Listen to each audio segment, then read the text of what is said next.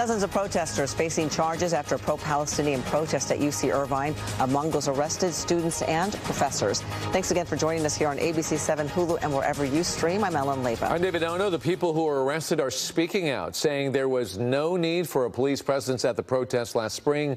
They're also demanding the charges to be dismissed. Orange County reporter Jessica Danova joins us live with new details. Jessica? We saw some of these defendants in court last month. For some, charges will basically be dropped through judicial diversion. Civil rights advocacy groups criticize the prosecution of these cases, calling it all a waste of resources and political agenda. Emotions running high as some arrested during a pro-Palestinian encampment at UCI this past spring share why they choose to speak out against the violence in Gaza. Every time I hold my Hind in my arms, I remember Hind Rajab,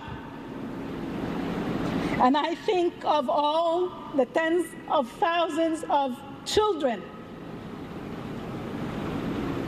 whose parents can no longer hold them in their arms.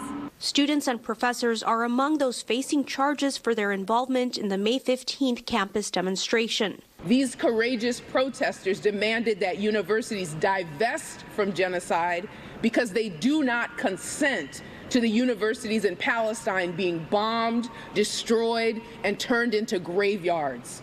Prosecutors with the Orange County District Attorney's Office argue the defendants failed to disperse after officers deemed the campus demonstration an unlawful assembly.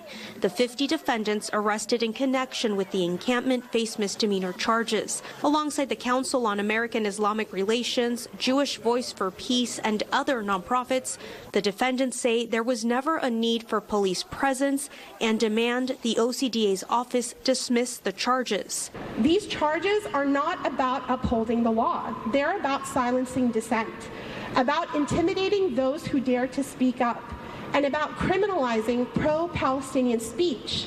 This decision is a direct attack on the First Amendment. In a statement to Eyewitness News, the Director of Public Affairs with the OCDA's office says in part, each individual's actions were evaluated independently and charges were filed consistent with that person's criminal culpability. Freedom of speech is a right afforded to everyone, but university campuses are not immune from criminal consequences when peaceful protests cross the line into criminal behavior. The next set of defendants is scheduled to be arraigned in court tomorrow. Reporting live from the Orange County Bureau, Jessica Danova, ABC7 Eyewitness News. Jessica, thank you.